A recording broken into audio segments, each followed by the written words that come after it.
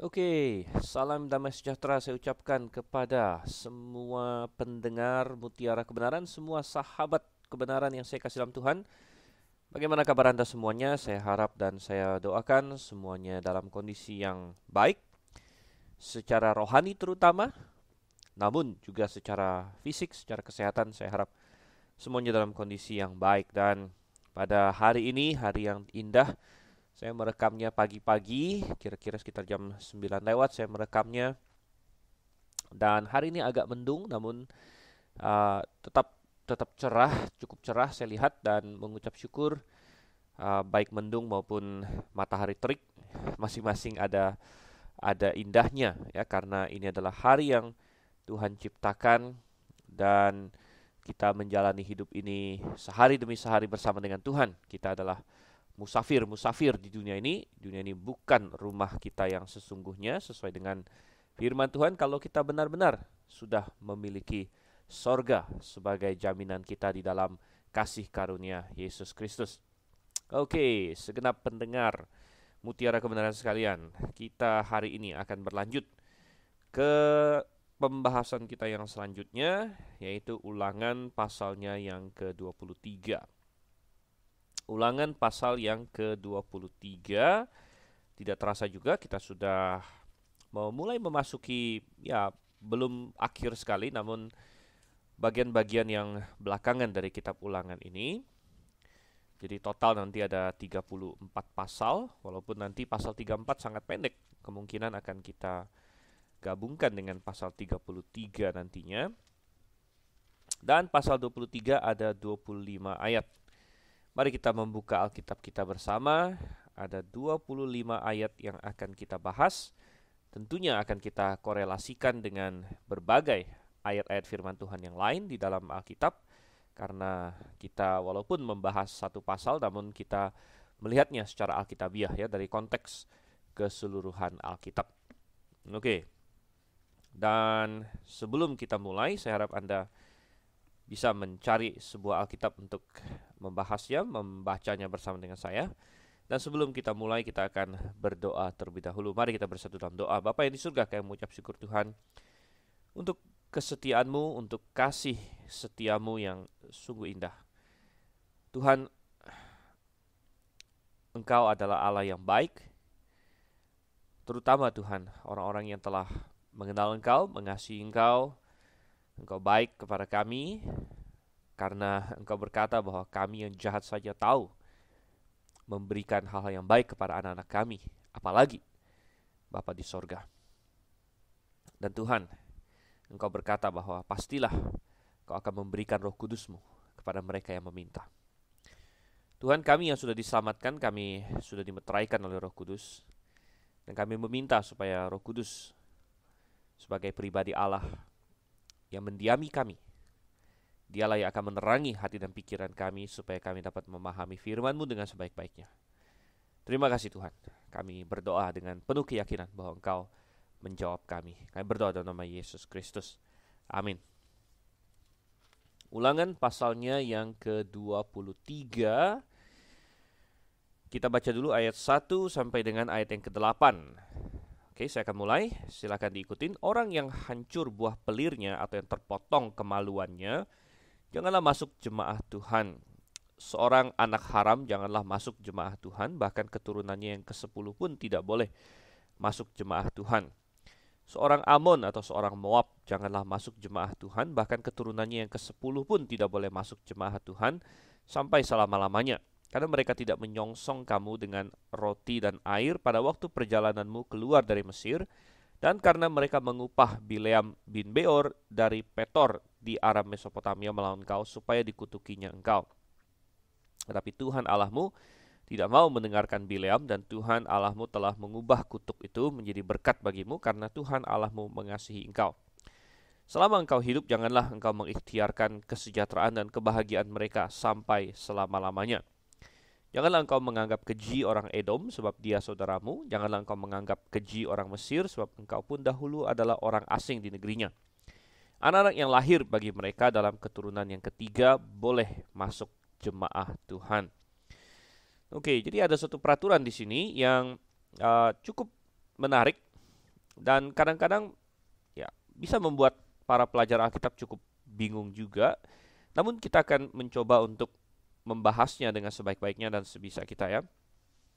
Oke, pertama ayat pertama atau kita observasi dulu bahwa ini adalah berkaitan dengan siapa yang boleh masuk jemaah Tuhan atau tidak. Dan nanti kita akan bahas sebentar lagi apa itu maksudnya masuk dalam jemaah Tuhan. Yang pertama dikatakan orang yang hancur buah pelirnya atau yang terpotong kemaluannya jangan masuk jemaah Tuhan. Janganlah masuk jemaah Tuhan. Ya, kita melihat bahwa Tuhan di sini tidak segan-segan untuk menggambarkan sesuatu ya. Kadang-kadang ada orang yang segan untuk menggunakan istilah-istilah tertentu, padahal sebenarnya tidak ada yang salah dengan istilah tersebut, asal digunakan dengan baik dan tepat.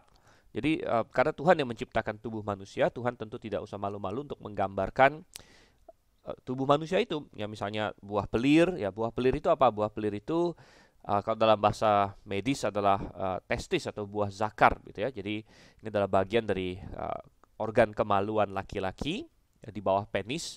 Itu ada buah zakar namanya, testis, dan secara kedokteran itu adalah tempat di mana sperma dihasilkan atau pabrik sperma tentunya.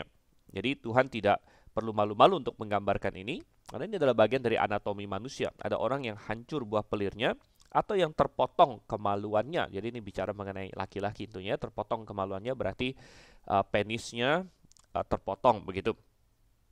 Dan ya kita perlu belajar mengenai hal ini juga bahwa kita bisa menggambarkan hal-hal atau berbicara mengenai banyak hal secara alkitabiah tanpa perlu kita merasa risih atau malu sebenarnya. Ada orang Kristen yang merasa bahwa orang Kristen tidak boleh berbicara mengenai seks atau gereja tidak boleh berbicara mengenai seks ya. Saya pernah diprotes karena saya pernah berkhotbah dari mimbar, saya menyinggung tentang seks begitu. Lalu ada satu orang di jemaat itu yang marah-marah begitu, dia marah bahwa katanya kalau di gereja tidak boleh menyebut kata seks, itu adalah kata yang kotor begitu katanya. Namun saudara kasih Tuhan, ya ini sebenarnya tergantung perspektif juga ya, apakah itu kata yang kotor atau kata yang tidak. Sebenarnya kata seks itu sendiri tidak kotor atau tidak harus negatif ya. Kata ini adalah kata untuk menggambarkan keintiman gitu. Memang dalam khotbah ya, saya jarang sih menggunakan kata seks itu sendiri, sering saya menggunakan kata keintiman dan lain sebagainya, terutama karena saat berkhotbah kadang-kadang apalagi kebaktian umum seringkali ada anak-anak di situ ya, ada anak-anak yang masih mungkin 8, 9, 10 atau belasan tahun. Jadi kadang-kadang malah mereka yang tidak tahu apa arti seks dan bisa bertanya kepada orang tuanya begitu. Jadi seringkali saya memakai istilah keintiman dan sebagainya. Namun sebenarnya kata seks itu sendiri juga tidak buruk begitu. Jadi kita tidak perlu untuk malu mengenai kata tersebut, malah kita harus membicarakannya dalam satu konteks yang positif, konteks yang alkitabiah. Karena apakah Alkitab ada berbicara mengenai keintiman atau mengenai seks? Adakah pengajaran atau garis-garis besar haluan begitu ya, atau istilahnya bimbingan dari Tuhan mengenai seks? Sudah pasti ada, sudah kasih Tuhan. Keintiman atau seks adalah bagian yang cukup besar dalam hidup manusia. Bayangkan sejak seseorang puber, apa yang dia pikirkan? Dia pikir mengenai lawan jenis. Sering sekali dia berpikir mengenai lawan jenis. Seorang laki-laki dia tertarik dengan wanita, wanita tertarik dengan laki-laki, dan semua ini ada tema-tema keintiman, tema-tema seksual di sini yang dieksploitasi oleh dunia. Kita tahu dunia mengeksploitasinya dengan pesan-pesan seksual, dengan film-film yang penuh dengan tema-tema seksual, lagu-lagu dunia ya mengenai cinta dan lain sebagainya sering memiliki tema-tema seksual di dalamnya. Dan apakah gereja atau Alkitab harus diam mengenai masalah ini? Tidak. Kita justru harus membalance-nya, kita justru harus membuatnya seimbang dengan pemberitaan yang alkitabiah gitu. Oke, tapi itu di luar konteks sebenarnya, hanya sedikit observasi saja. Kita kembali ke Ulangan 23. Apa yang dimaksud di sini? Orang yang hancur buah pelirnya atau terpotong kemaluannya janganlah masuk jemaah Tuhan. Jadi ini berbicara mengenai terutama, jadi kenapa orang bisa hancur buah pelirnya atau terpotong kemaluannya? Terutama adalah karena praktek yang kita bilang eunuch dalam bahasa Inggris ya, atau mungkin dalam bahasa Indonesianya kasim ya, kasim. Jadi di zaman dahulu ada praktek-praktek untuk pengkasiman atau pengebirian begitu. Dan Biasanya ini bisa karena berbagai hal. Kalau di film-film kungfu atau di budaya China dulu, biasanya orang yang dikebiri adalah orang yang akan masuk istana raja, begitu. Istana raja menjadi pegawai tetap di sana, ya, dan mereka dikebiri karena raja takut bahwa kalau mereka tidak dikebiri, mereka bisa tidak setia atau istilahnya mereka bisa selingkuh dengan selir-selir raja, begitu. Jadi selir-selir raja kan banyak sekali waktu itu, dan raja tentu tidak mampu untuk memberikan mereka perhatian seksual, perhatian keintiman secara penuh. Ya bayangkan kalau misalnya dia punya berapa puluh wanita atau bahkan tidak jarang ada yang ratusan, ya banyak di antara wanita-wanita yang menjadi selirnya ini tentu secara seksual sebenarnya sangat ini ya, sangat sangat kasihan. Artinya mereka statusnya selir atau istri, namun tidak mendapatkan keintiman yang seharusnya, dan ini karena memang poligami bukanlah desain Tuhan, begitu ya. Dan oleh karena itu kecenderungannya besar sekali bahwa mereka akan mencari kepuasan seksual dengan cara berselingkuh dan lain sebagainya. Dan itu bisa terjadi dengan katakanlah uh, pegawai istana dan lain sebagainya, yang membahayakan bagi raja. Kalau misalnya selir-selirnya ini sampai hamil dan ternyata itu bukan dari raja, nah ini kan bahaya karena anak-anak dari selir-selirnya ini kan berpotensi menjadi kaisar berikutnya, gitu kan? Berpotensi diakui sebagai anak raja. Jadi oleh karena itu para raja-raja yang mempraktikkan poligami ya, yang luar biasa hebat ya, seperti di Cina dan lain sebagainya, biasanya mereka punya suatu policy atau kebijakan bahwa uh, yang boleh bekerja di istana secara full time adalah orang-orang yang dikebiri, begitu. Namun Tuhan tidak pernah mengokekan praktek ini. Jadi praktek pengkebirian adalah suatu mutilasi, suatu bentuk mutilasi yang Tuhan tidak senangi, gitu. Karena itu berarti merusak tubuh yang telah Tuhan ciptakan, gitu ya. Jadi Tuhan di sini berkata orang yang demikian janganlah masuk jemaah Tuhan, janganlah masuk jemaah Tuhan. Dan ada kemungkinan lain lagi bahwa ada yang berpikir bisakah ini yang dimaksud terjadi secara karena suatu kecelakaan? Ya mungkin bisa saja, ya bisa saja terjadi suatu kecelakaan. Ada orang yang testisnya hancur, buah pelirnya hancur, atau kemaluannya rusak dan sebagainya. Bisa dalam peperangan, ya bisa dalam macam-macam lagi yang lain. Janganlah masuk jemaah Tuhan. Dan kita perlu membahas sekarang apa yang dimaksud dengan janganlah masuk jemaah Tuhan, begitu. Mungkin ada yang berpikir kalau ini karena suatu kecelakaan, bukankah itu suatu hal yang di luar kendali orang tersebut ya? Sangat kasihan sekali kalau dia tidak boleh masuk jemaah Tuhan ya.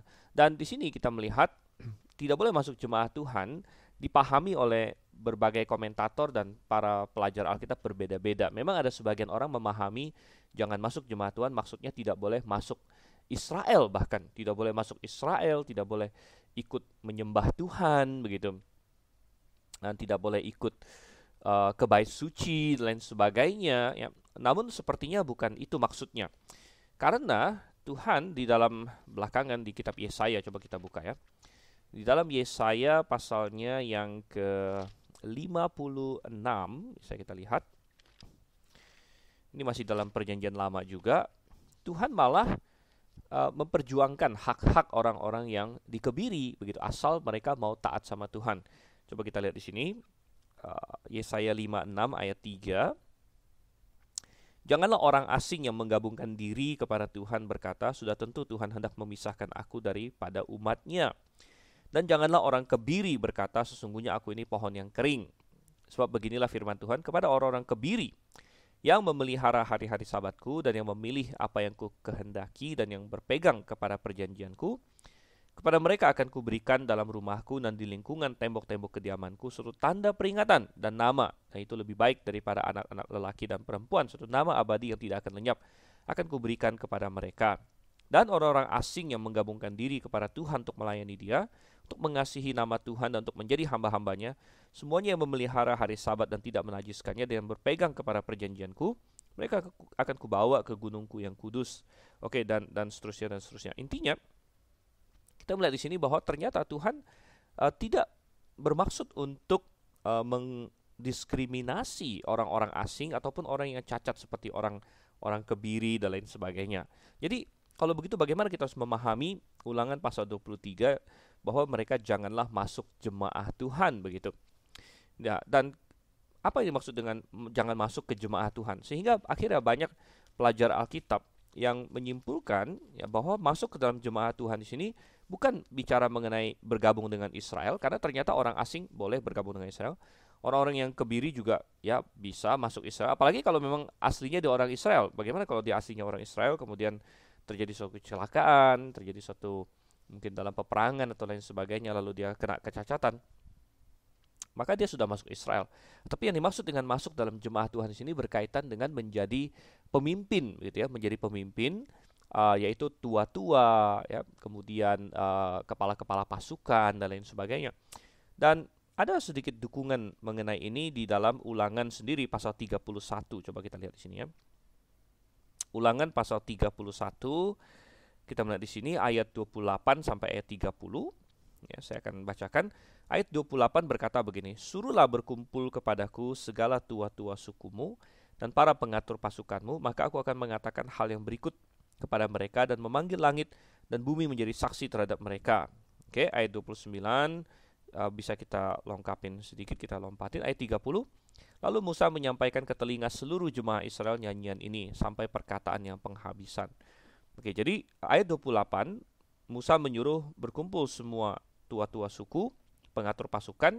Kemudian ayat 30 dikatakan Musa menyampaikan ke telinga seluruh jemaah Israel. Tapi sepertinya Musa menyampaikan ke telinga seluruh jemaah Israel di sini melalui perantara, begitu, melalui perantara, yaitu di ayat 28 semua tua-tua suku dan pengatur pasukan yang disuruh berkumpul itu. Jadi mereka ini bertindak mewakili jemaah Israel, gitu, mewakili jemaah Tuhan.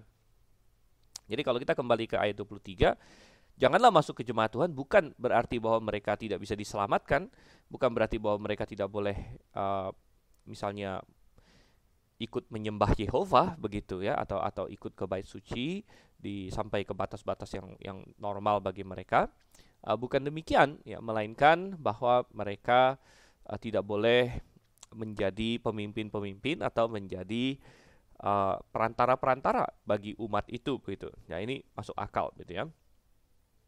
Dan kita harus melihat juga bahwa ada pelajaran rohani ya. Seringkali kalau kita membaca hukum di dalam Ulangan, hukum di dalam hukum Taurat, ada hal-hal yang berkaitan dengan masa itu, tetapi kemudian kadang-kadang ada juga pelajaran rohaninya yang untuk kita terapkan pada hari ini, begitu. Dan kadang-kadang ada simbolisme yang muncul di situ. Saya tidak berkata bahwa hukum ini hukum simbolis, tentu pada masanya, pada masa hukum ini diberikan ada aplikasi fisiknya, begitu ya, seperti yang kita katakan tadi. Namun bisa juga ada pelajaran-pelajaran rohani di baliknya, begitu. Dan orang yang hancur buah pelirnya atau terpotong kemaluannya, janganlah masuk jemaah Tuhan.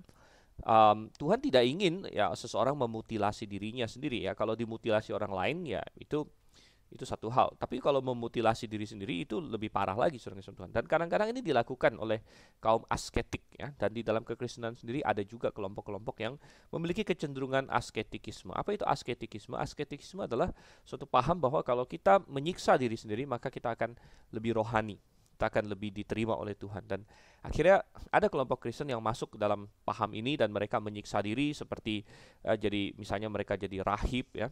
Ya, segala macam konsep monastikisme itu terkait dengan asketikisme. Jadi harus menyiksa diri, tidak boleh makan yang enak, begitu, tidak boleh pakai pakaian yang bagus, ya harus miskin. Dan kadang-kadang ada yang lebih parah lagi, harus menyiksa diri ya. Di zaman-zaman abad pertengahan ada cukup banyak yang mencambuk diri sendiri. Jadi self-flagellation namanya ya. Mereka mencambuk diri sendiri sampai berdarah-berdarah karena mereka merasa bahwa mereka harus melakukan itu untuk lebih rohani, untuk mematikan tubuh dan lain sebagainya. Itu semua adalah konsep yang salah, gitu ya. Bahkan ada yang memutilasi diri dan lain sebagainya. Ini adalah konsep-konsep penyembahan berhala bahkan.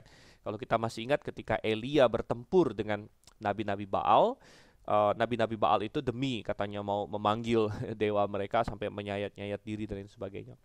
Dan jangan sampai ada orang Kristen yang berpikir dia bisa memutilasi diri ya seperti kebiri lah lain sebagainya untuk mendapatkan katakanlah suatu kerohanian. Itu adalah suatu konsep yang sangat salah sekali.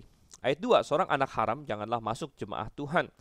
bahkan keturunannya yang ke-10 pun tidak boleh masuk jemaah Tuhan. Sekali lagi kita harus pahami jemaah Tuhan di sini bukan bicara mengenai keselamatan ya. Tuhan bukan berkata anak haram tidak bisa diselamatkan atau tidak boleh menyembah Tuhan dan lain sebagainya. Boleh. Dan definisi anak haram sendiri diperdebatkan oleh para komentator Yahudi. Mereka memperdebatkan anak haram ini maksudnya apa. Ada yang berkata bahwa anak haram di sini anak yang orang tuanya tidak jelas siapa. Ya katakanlah misalnya seorang pelacur misalnya ya, seorang pelacur dia punya banyak klien dan dia melahirkan, dia tidak jelas bapaknya siapa. Waktu itu belum ada tes DNA gitu ya. Untuk mencari tahu wah bapaknya yang mana begitu. Jadi seorang anak yang tidak diketahui ininya. Jadi ini bukan bicara mengenai anak ini selir, anak gundik ya, karena di dalam Alkitab ada cukup banyak anak gundik yang akhirnya hebat ya. Salah satunya misalnya salah satu hakim ya, Yefta, walaupun dia adalah anak dari gundik begitu, namun akhirnya dia menjadi seorang pemimpin. Jadi bukan bicara mengenai itu. Nah, tentunya peraturan seperti ini dimaksudkan supaya orang Israel tidak main-main masalah kesucian seksual begitu. Jadi memiliki anak di luar pernikahan, apalagi yang nanti tidak jelas orang tuanya siapa, tidak jelas bapaknya siapa. Biasa kalau ibunya siapa itu jelas karena ya dia pasti lahir dari seorang wanita kan, wanita yang melahirkan itulah ibunya. Yang seringkali tidak jelas adalah bapaknya begitu. Dan Tuhan memaksudkan hukum ini untuk memberitahu bahwa jangan main-main gitu, jangan main-main. Mungkin kita berkata, loh ini kan bukan salah anaknya begitu ya. Memang benar sih bukan salah anaknya. Ya, tetapi Tuhan ingin makanya ini kita bicara ini bukan masalah keselamatan ya, ini bukan masalah bahwa dia boleh menyembah Tuhan dan lain sebagainya. Itu boleh, itu tetap diperbolehkan, tetapi bahwa dia tidak apa ya? Karena begini, kalau bapaknya tidak diketahui, maka secara sosial dia juga sulit begitu.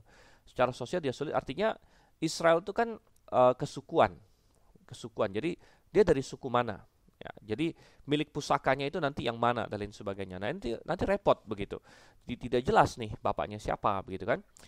Apalagi kalau dengan bangsa lain misalnya. Kalau bapaknya dari bangsa lain yang tidak jelas lagi siapa begitu. Jadi dia tidak menjadi seorang pemimpin di Israel lah begitu. Itu yang Tuhan maksudkan. Nah, secara rohani atau simbolismenya kita melihat bahwa Tuhan secara rohani kita ini disebut anak-anak Tuhan. Dan Tuhan tidak ada anak haram gitu. Yang Tuhan punya adalah anak yang benar ya. Sekali lagi Tuhan sendiri tidak pernah punya anak haram begitu. Kita semua adalah anak Tuhan yang dilahirkan melalui Roh. Ingat bahwa Tuhan Yesus pernah berkata kepada Nikodemus, ya, Nikodemus kan seorang Farisi waktu itu yang sangat terkenal, seorang rabi, tapi Tuhan berkata kepadanya, kecuali kamu dilahirkan kembali, kamu tidak bisa melihat kerajaan Allah gitu. Jadi Nikodemus harus lahir kembali dengan benar, dengan kuasa Tuhan melalui Roh Kudus, gitu, melalui keselamatan. Dan ketika seseorang lahir baru, dia diselamatkan, dia percaya kepada Yesus Kristus, dia menjadi anak Allah yang benar-benar anak, begitu. Dan kita semua ini anak yang benar-benar anak. Dan kita bukan anak haram, Tuhan tidak punya anak haram. Dan di Ibrani ya ditegaskan juga bahwa untuk anak-anak anak-anak Tuhan seperti kita ini, Tuhan pasti mendisiplin kita ketika kita bersalah gitu. Jadi ini suatu peringatan juga ya, kalau makanya Tuhan bilang semua anak pasti didisiplin oleh bapaknya kecuali anak-anak gampang katanya. Anak-anak gampang, jadi anak-anak yang nggak jelas nih begitu. Nah, itu mungkin dia tidak punya bapak untuk mendisiplinkan dia dan sebagainya. Nah, tapi kita melihat di sini bahwa Tuhan tidak punya anak haram gitu ya. Kalau kita mau menjadi anak Tuhan, maka itu harus melalui kelahiran kembali. Kalau kita hanya pura-pura, misalnya kita ke gereja, kita melayani, kita ikut paduan suara, tapi kita belum pernah diselamatkan. Ya, maka kita kayak pengen jadi anak Tuhan tapi belum pernah lahir dari Tuhan gitu. Jadi kita bukan anak Tuhan sebenarnya. Mungkin ini mendekati konsep anak haram tadi ya, tapi sebenarnya Tuhan tidak punya anak haram gitu. Nah, tapi pertanyaannya bagi setiap pendengar sekalian adalah apakah Anda sudah dilahirkan kembali melalui Roh Kudus karena Anda sungguh-sungguh sudah percaya kepada Yesus Kristus dan bertobat? Atau jangan-jangan Anda sama ini dalam tanda kutip anak haram itu tadi, yang sebenarnya Tuhan tidak punya anak haram gitu. Bahwa Anda belum pernah lahir baru, namun Anda mencoba untuk mengikuti suatu keagamaan, suatu kerohanian. Anda mencoba, terlihat rohani karena Anda pergi ke gereja, Anda menjadi anggota jemaat, Anda ikut pelayanan ini dan itu, namun belum pernah dilahirkan kembali. Nah, itu percuma sebenarnya. Anda belum anak Allah gitu. Oke, lanjut lagi ayat 3. Seorang Amon atau seorang Moab janganlah masuk jemaah Tuhan. Bahkan keturunannya yang ke-10 pun tidak boleh masuk jemaah Tuhan sampai selama-lamanya. Oke, Amon dan Moab di sini ya. Amon dan Moab penuh dengan penyembahan berhala pada waktu itu, dan Tuhan juga bilang jangan masuk jemaah Tuhan. Yang menarik adalah bahwa Ruth adalah seorang wanita Moab begitu, tapi akhirnya dia masuk Israel. Jadi kita bisa memahami bahwa ini bukan bicara mengenai masuk Israel seperti yang tadi kita katakan, tetapi berbicara mengenai menjadi pemimpin atau lain sebagainya. Dan biasanya ini berkaitan dengan laki-laki ya. Ya, karena laki-laki yang dihitung, sedangkan kalau Ruth kan perempuan, dan perempuan waktu itu statusnya adalah mengikuti bapaknya dan mengikuti suaminya. Dan ketika Ruth menikah, status dia sebenarnya sudah ikut dengan suaminya begitu. Oke, dan ayat 4 dikatakan karena mereka tidak menyongsong kamu dengan roti dan air pada waktu perjalananmu keluar dari Mesir, dan karena mereka mengupah Bileam bin Beor dari Petor di Aram Mesopotamia melawan engkau supaya dikutukinya engkau. Tapi Tuhan Allahmu tidak mau mendengarkan Bileam, dan Tuhan Allahmu telah mengubah kutuk itu menjadi berkat bagimu karena Tuhan Allahmu mengasihi engkau. Ya, jadi Musa mengingatkan apa yang dilakukan oleh bangsa Amon dan bangsa Moab terutama di sini dalam kasus di mana mereka pernah mau mempekerjakan Bileam untuk mengutuk Israel walaupun Tuhan tidak mengizinkan. Namun kita belajar belakangan bahwa Bileam karena cinta akan uang, ya, makanya akhirnya Bileam Tuhan marahin juga, dan Bileam menjadi contoh di dalam perjanjian baru. Di kitab Yudas disebut ya ada jalannya Bileam, upahnya Bileam dan lain sebagainya. Dan Bileam karena saking mencintai duit, akhirnya setelah Tuhan tidak mau biarkan Bileam mengutuk Israel, akhirnya Bileam tetap membantu Moab dengan cara mengajari mereka gimana caranya mengacaukan Israel, yaitu dengan menggunakan wanita-wanita Moab untuk mensedus, ya apa itu bahasa Indonesianya,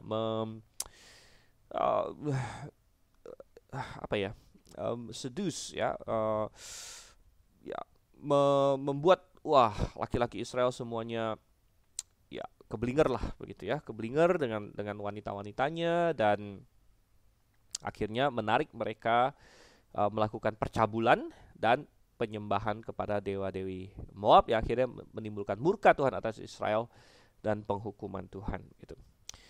Oke, dan itu adalah Amon dan Moab begitu ya, Amon dan Moab ya, penyembahan berhala di situ, dan ini menggambarkan serangan iblis ya, serangan iblis kepada orang Israel, orang percaya di sini. Ayat 6, selama engkau hidup janganlah engkau mengikhtiarkan kesejahteraan dan kebahagiaan mereka sampai selama-lamanya. Ya ini terlihat keras ya, namun sekali lagi sesuatu serangan iblis ya, orang Kristen tidak pernah boleh main-main dengan serangan iblis, serangan-serangan okultik dan lain sebagainya, itu harus jauh dari kita.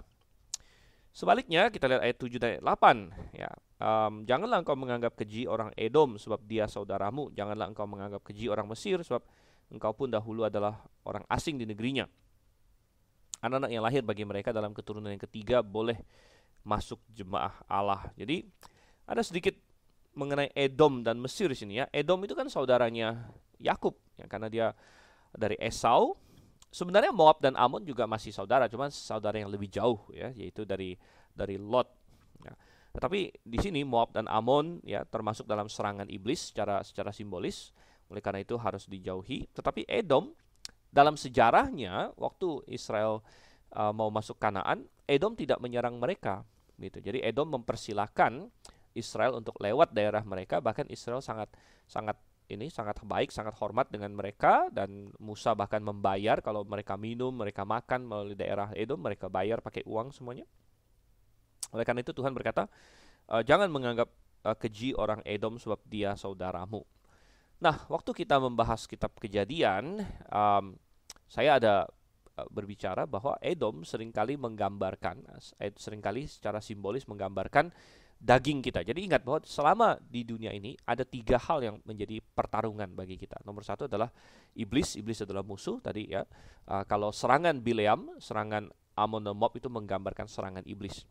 Nah, kemudian selain iblis ada juga kedagingan kita, daging kita, dan kedagingan itu sering digambarkan dengan Edom di dalam Alkitab Esau, karena Esau itu saudara kembarnya Yakub begitu. Jadi sudah satu rahim begitu kan. Jadi ketika kita diselamatkan, roh kita diperbaharui, hati kita diperbaharui, namun tubuh kita ini masih tubuh lama. Kita masih punya kebiasaan lama, kita punya hawa nafsu kita yang lama.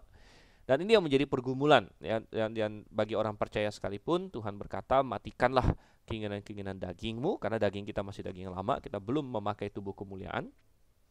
Matikanlah keinginan dagingmu, dan kobarkanlah roh dan sebagainya gitu kan. Dan ini sering digambarkan oleh Edom. Namun sepertinya kita diajar di sini bahwa walaupun kita bergumul dengan tubuh kita ya, dan kita tidak memuaskan keinginannya, jadi bukan berarti bahwa orang Edom lalu dianggap Israel, tentu tidak ya. Tentu orang Edom yang mau masuk Israel begitu kan, mau masuk menjadi orang Israel ya diperbolehkan begitu. Namun saudara-saudara, kita diajar bahwa kita justru ini melawan konsep asketikisme. Kita bertarung melawan keinginan daging, namun kita tidak membenci daging dalam pengertian kita menganggap tubuh kita ini sesuatu hal yang buruk ya. Tubuh dalam Alkitab bisa netral, bisa negatif gitu. Ya. Di dalam surat pastoral Paulus menasihatkan Timotius, latihan badani terbatas gunanya katanya. Latihan badani terbatas gunanya. Walaupun terbatas tapi masih ada gunanya. Ya, oleh karena itu orang Kristen tidak menelantarkan tubuhnya, tidak harus asketik gitu, yaitu wah kita cambukin diri kita sendiri, kita sayat-sayat, itu malah salah, Tuhan, salah total ya. Kita tetap harus memelihara tubuh kita tidak menganggapnya keji ya, walaupun kita tidak menuruti hawa nafsu tubuh kita. Jadi ini ada suatu hal yang harus diingat ya, sekali lagi ya, bahwa kita tidak memuaskan hawa nafsu tubuh kita terhadap percabulan misalnya, terhadap kemabukan, terhadap kerakusan ya, terhadap senangnya akan kenyamanan ya, tanpa mempedulikan Tuhan ya. Nah, hal seperti itu harus kita lawan, namun kita tidak asketik dalam pengertian kita mau menyakiti tubuh kita demi soal lebih rohani kalau kita menyakiti tubuh kita. Tidak ya, tidak demikian. Jadi itu harus kita ingat. Dan bagaimana dengan Mesir ya? Orang Mesir pun Tuhan bilang jangan kamu anggap keji.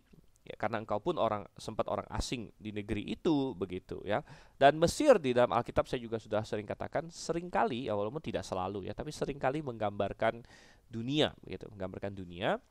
Dan kalau begitu pelajaran rohaninya apa? Pelajaran rohaninya adalah bahwa dunia ini kita harus paham ya. Memang Tuhan berkata kita tidak boleh mengasihi dunia. Tidak boleh mengasihi dunia, ada jelas sekali di Yakobus 4 ayat 4. Persahabatan dengan dunia, tidak tahukah kamu katanya, Tuhan bilangnya, persahabatan dengan dunia adalah permusuhan dengan Allah. 1 Yohanes 2 ayat 15-17, janganlah kamu mengasihi dunia dan apa yang ada di dalamnya. Kalau kamu mengasihi dunia, maka kasih akan Bapa tidak ada di dalam kamu. Jadi kita tidak boleh mengasihi dunia, tidak boleh menjadi serupa dengan dunia. Namun dunia ini ada banyak aspek, saudara-saudara. Ada dunia dalam aspek filosofinya, dunia dalam aspek elemen-elemennya yang menentang Tuhan. Namun dunia juga ada dalam bentuk dunia fisik dan lain sebagainya. Nah, kita tidak perlu membenci hal-hal yang netral di dalam dunia ini. Ya, tidak perlu membenci hal-hal yang netral. Tentu kita harus membenci hal-hal yang bertentangan dengan Tuhan. Misalnya ada filosofi LGBT hari ini. Ya, kita harus membenci filosofi LGBT itu. Kita tidak membenci orang-orang LGBT-nya, bukan itu ya. Tuhan mengasihi dunia kan.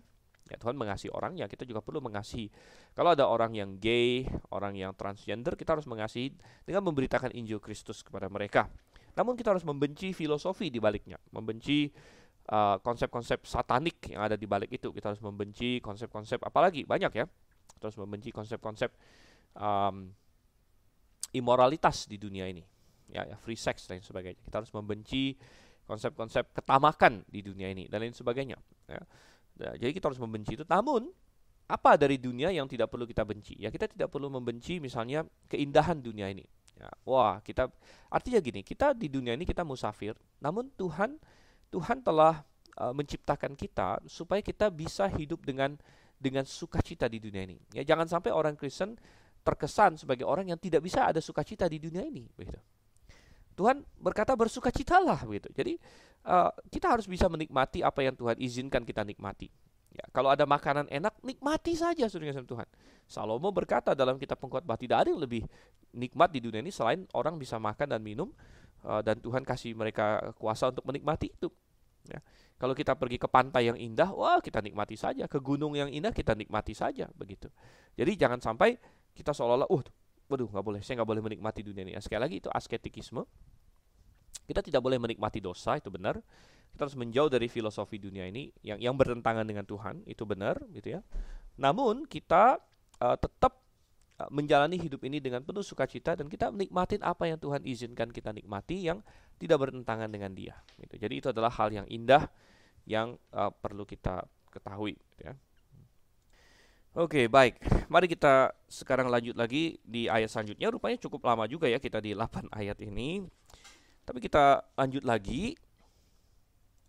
Sekarang kita ada ayat yang ke-9 sampai ayat 14. Apabila engkau maju dengan tentaramu melawan musuhmu, maka haruslah engkau menjaga diri terhadap segala yang jahat. Apabila ada di antaramu seorang laki-laki yang tidak tahir, disebabkan oleh sesuatu yang terjadi atasnya pada malam hari, maka haruslah ia pergi keluar perkemahan, janganlah ia masuk ke dalam perkemahan. Kemudian menjelang senja haruslah ia mandi dengan air, dan pada waktu matahari terbenam ia boleh masuk kembali ke dalam perkemahan. Di luar perkemahan itu haruslah ada bagimu suatu tempat kemana engkau pergi untuk kada hajat. Di antara perlengkapanmu harus ada padamu sekop kecil, dan apabila engkau jongkok kada hajat, haruslah engkau menggali lubang dengan itu dan menimbuni kotoranmu. Sebab Tuhan Allahmu berjalan dari tengah-tengah perkemahanmu untuk melepaskan engkau dan menyerahkan musuhmu kepadamu. Sebab itu haruslah perkemahanmu itu kudus, supaya jangan ia melihat sesuatu yang tidak senonoh di antaramu lalu berbalik daripadamu. Oke. Nah, ini juga adalah aturan yang sangat menarik di sini, yaitu berkaitan dengan ketahiran perkemahan. Katanya kalau kamu maju berperang, katanya, dan sangat menarik sekali bahwa yang Tuhan perhatikan di sini adalah kemurnian seremonial orang Israel dan kebersihan mereka. Ya, Tuhan tidak atur mengenai strategi perang ini dan itu karena itu bisa berubah-ubah, dan terutama karena Israel tidak pernah mengandalkan hal semacam itu, tidak mengandalkan jumlah orang, tidak mengandalkan kehebatan strategi prajurit dan lain sebagainya, tapi Israel secara sejarah, secara historis selalu mengandalkan Tuhan, dan mereka bisa mendapatkan hal-hal yang atau kemenangan-kemenangan yang luar biasa dari situ.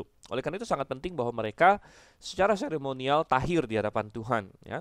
Dan tetapi saudara yang kasih Tuhan, ketahiran seremonial yang Tuhan ajarkan rupanya berkaitan juga dengan kebersihan secara umum jauh sebelum manusia mengerti tentang sanitasi modern, begitu. Dan ini bukan hanya di perikop ini, tapi di seluruh hukum Taurat sebenarnya bahkan. Pertama, secara seremonial mereka harus bersih. Ya. Kalau ada seorang laki-laki yang menjadi tidak tahir karena satu hal, disebutkan di sini, ada sesuatu yang terjadi atasnya pada malam hari di ayat 10. Ya. Kemungkinan maksudnya adalah mungkin mimpi basah atau lain sebagainya. Dan itu secara seremonial dianggap tidak tahir. Maka dia harus hari esoknya itu disegregasi, begitu, dia harus ada di luar perkemahan, dan baru sorenya dia membasuh diri dengan air, masuk dalam perkemahan. Dan ini menggambarkan satu hal, bahwa di dalam aturan Israel, hampir segala sesuatu itu kalau sudah najis harus dibikin atau ditahirkan lagi itu pakai air. Jadi ada perempuan yang kena najisan, ada kena mayat misalnya, ya, mereka ada yang kena mayat, baik mayat binatang, mayat manusia menjadi tidak tahir, mereka harus memisahkan diri, kemudian harus membasuh diri dengan air dan lain sebagainya. Jadi sangat penting sekali, orang Israel dari dulu sudah diajar betapa pentingnya mereka harus bersih-bersih begitu. Tangan mereka harus bersih, tubuh mereka harus bersih, dan secara kesehatan ini sangat luar biasa. Dan ingat bahwa kitab Taurat ditulis sebelum manusia mengerti apa itu bakteri, virus dan sebagainya. Namun Tuhan yang sudah tahu semua itu tentu sudah memagari umatnya luar biasa. Bahkan sangat luar biasa sekali bahwa di antara prajurit Israel, di antara perlengkapan mereka, katanya di ayat 13 di situ, bukan hanya harus ada katakanlah pedang, kemudian panah dan lain sebagainya yang biasanya standar dalam suatu prajurit ketentaraan, namun harus ada sekop kecil. Wow, nah ini luar biasa. Berarti Tuhan yang menginspirasikan ini. Bagaimana Musa bisa tahu, ya? Ini bukti bahwa Alkitab diinspirasikan oleh Tuhan. Tuhan tahu betapa pentingnya kebersihan itu. Jadi mereka harus, kalau buang air besar, harus digali lubang kemudian ditimbunin lagi. Karena Tuhan tahu bahwa banyak sekali penyakit yang menyebar melalui rute mulut BAB, gitu. Mulut. Jadi banyak sekali ya penyakit-penyakit diare dan lain sebagainya, dan itu sering menjadi momok bagi prajurit yang besar atau tentara-tentara yang begitu banyak di masa-masa lampau, di mana kalau ada satu yang sakit, maka seringkali penyakit itu menular ke seluruh tentara, dan Anda bisa membayangkan betapa kacaunya itu kalau semua tentaranya jadi sakit begitu kan. Dan kadang-kadang bisa jadi Tuhan memukul tentara-tentara musuh dengan cara seperti itu. Kita tidak tahu cara yang Tuhan pakai. Misalnya kita baca di zaman Yesaya, malaikat Tuhan pernah memukul 185.000 pasukan Asyur mati dalam satu malam. Apakah Tuhan memakai penyakit atau Tuhan memakai cara lain? Kita tidak tahu. Tapi yang jelas di sini ada sekop kecil, engkau harus gali lubang, dan ini ingat sekali lagi, ini ditulis 1400 tahun sebelum Yesus, dan manusia belum kenal masalah kesehatan itu sampai belakangan, sanitasi segala macam sampai belakangan. Bahkan salah satu pelopor ya yang memelopori masalah kesehatan dan harus cuci tangan dan lain sebagainya, itu adalah seorang dokter di Swiss ya, di Vienna, namanya Ignaz Semmelweis. Ignaz Semmelweis dia mengobservasi bahwa kenapa jadi waktu itu di rumah sakit dia itu ada bagian ini obsgyn begitu, bagian yang membantu perempuan melahirkan, dan dia mengobservasi kenapa perempuan-perempuan yang dibantu melahirkan oleh dokter kok banyak yang anaknya dan ibunya mati, lebih banyak persentasenya dibandingkan ibu-ibu yang dibantu melahirkan oleh bidan gitu. Padahal dokter ini pengetahuannya kan lebih daripada bidan, lebih canggih daripada bidan dan lain sebagainya, namun lebih banyak yang sakit dan mati di tangan dokter gitu. Dan akhirnya dia menghubungkan, rupanya adalah kebiasaan di rumah sakit mereka bahwa dokter-dokter pagi-paginya akan belajar anatomi dulu, dan belajar anatomi waktu itu adalah dengan menggunakan mayat ya. Jadi mereka mencari mayat, kemudian mereka belajar anatomi, ya mayatnya dipegang-pegang dan sebagainya. Baru kemudian siangnya mereka menolong ibu-ibu yang mau melahirkan itu.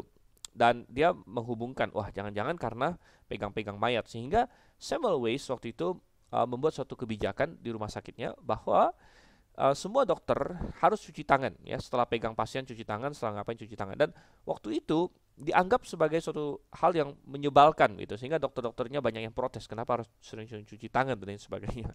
Nah, ya itu karena zaman itu belum ada suatu pemahaman tentang bakteri, tentang virus.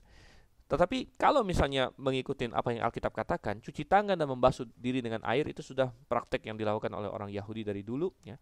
Karena ini salah satu bukti bahwa Alkitab adalah kitab yang diinspirasikan oleh Tuhan. Termasuk perikop yang kita baca tadi, Ulangan 23, bahwa mereka harus bawa sekop, mereka harus keluar dari perkemahan, BAB di sana, ditimbunin, dan sebagainya.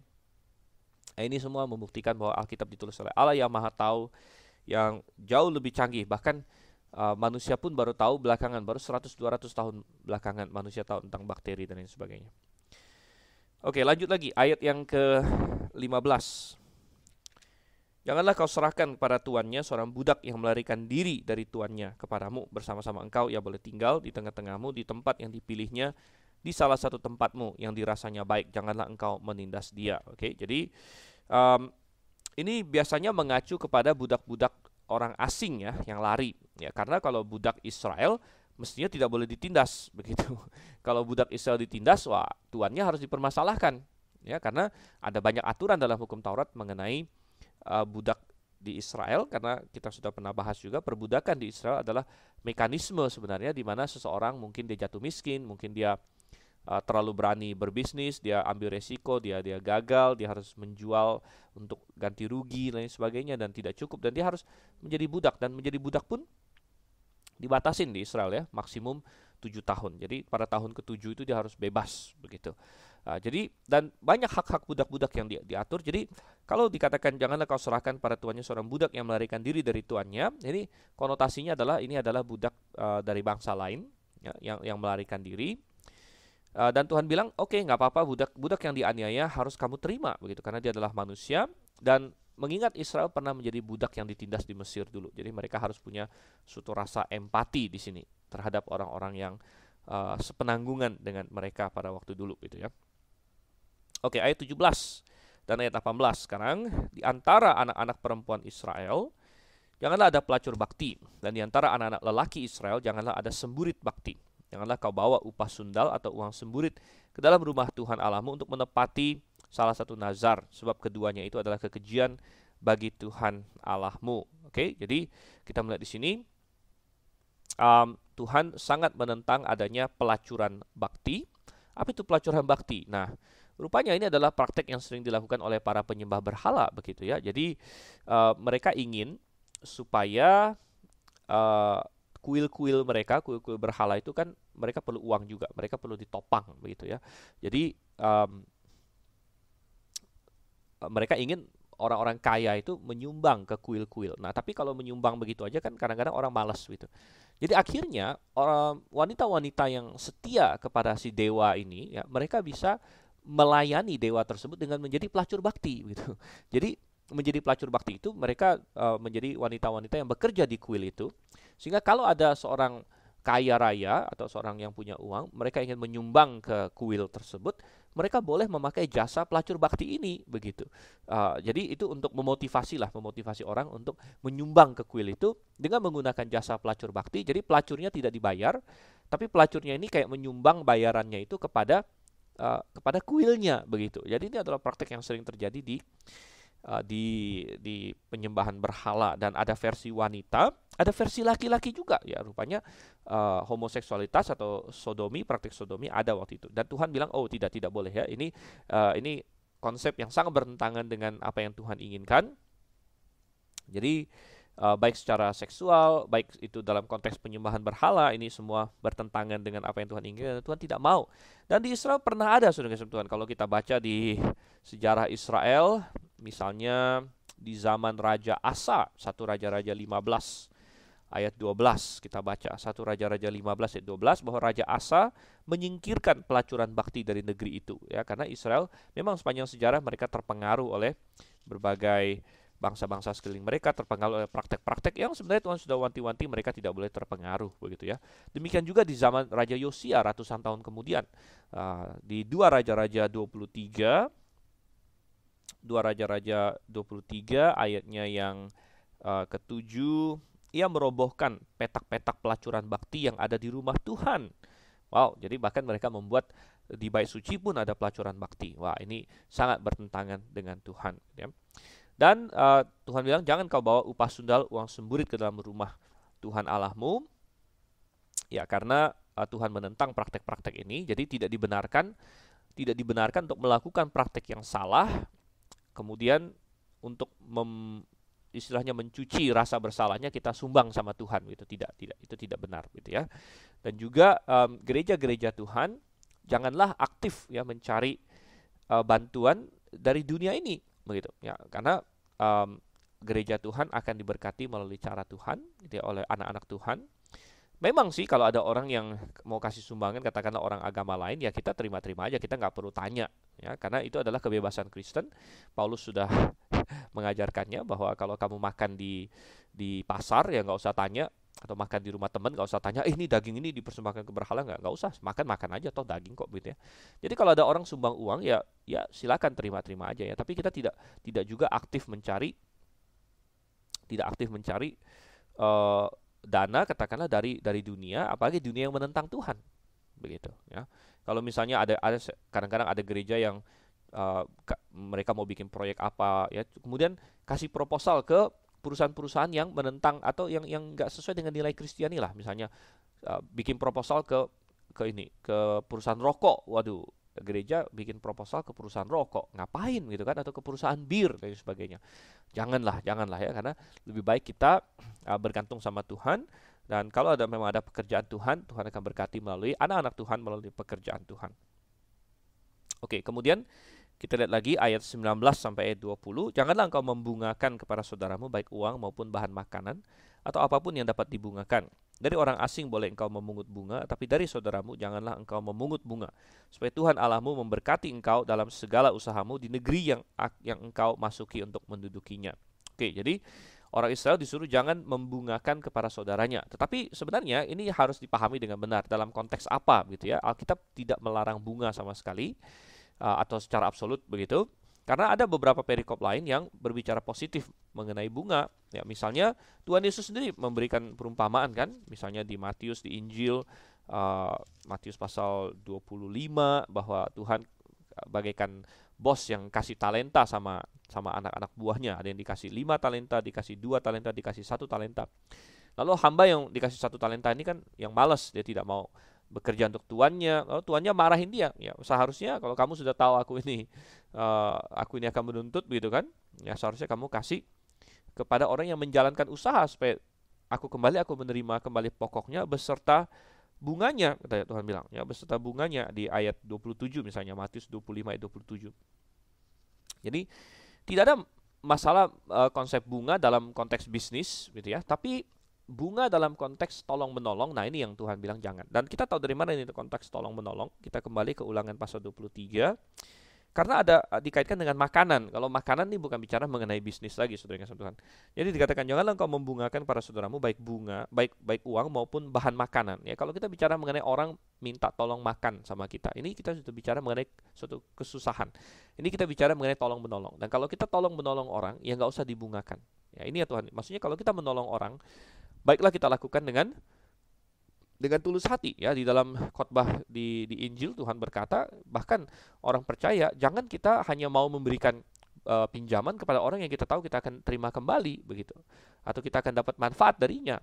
Ya, karena orang berdosa pun melakukan itu. Tapi kalau kita memberikan pinjaman kepada orang yang kita tidak mengharapkan kembali lagi, atau kita bahkan ya balik oke, nggak usah pakai bunga dan sebagainya. Ya, karena kita menolong dia, sifatnya menolong sebenarnya. Gitu. Jadi dengan demikian Tuhan ingin supaya orang Israel tolong menolong. Jangan ada yang nanti malah ujung-ujungnya, wah bunga berbunga, akhirnya bunganya bahkan lebih besar dari pokoknya. Nah ini yang sering dilakukan oleh praktik lintah darat dan lain sebagainya. Ya. Oke, itu tidak boleh. Ayat 21 sekarang, kita mulai di sini. Apabila engkau bernazar kepada Tuhan Allahmu, janganlah engkau menunda-nunda memenuhinya, sebab tentulah Tuhan Allahmu akan menuntutnya daripadamu, sehingga hal itu menjadi dosa bagimu. Tetapi apabila engkau tidak bernazar, maka hal itu bukan menjadi dosa bagimu. Apa yang keluar dari bibirmu haruslah kau lakukan dengan setia, sebab dengan sukarela kau nazarkan kepada Tuhan Allahmu sesuatu yang kau katakan dengan mulutmu sendiri. Oke, jadi ini mengenai suatu nazar, suatu sumpah kepada Tuhan. Tuhan bilang kalau kamu sudah bisa laksanakan. Ya. Berbohong sama manusia aja kita tidak boleh, apalagi kita membohongi Tuhan, gitu kan? Dan kadang-kadang ada orang yang salah konsep ya. Kalau kita baca hukum tentang nazar itu kan ada di Imamat, ya, kemudian di bagian lain lagi, dan di Bilangan dan lain sebagainya. Dan kalau kita membaca hukum tentang nazar, katanya orang yang bernazar itu kan tidak mencukur rambutnya, gitu. Sampai dia menyelesaikan nazarnya, baru dia cukur rambut. Nah ini yang pernah dilakukan oleh Paulus juga. Akhirnya dia cukur rambut. Ya. Nah sehingga banyak orang, wah nazar kan rambut panjang. Jadi akhirnya ada orang yang membenarkan, nah itu laki-laki rambut panjang itu berarti nazar. Padahal sebenarnya saudara kasih Tuhan, tidak mencukur rambut selama bernazar itu dimaksudkan Tuhan untuk menjadi pengingat terus. Ya, karena Tuhan berkata di 1 Korintus 11 bahwa rambut panjang itu sesuatu yang memalukan bagi laki-laki. Ya.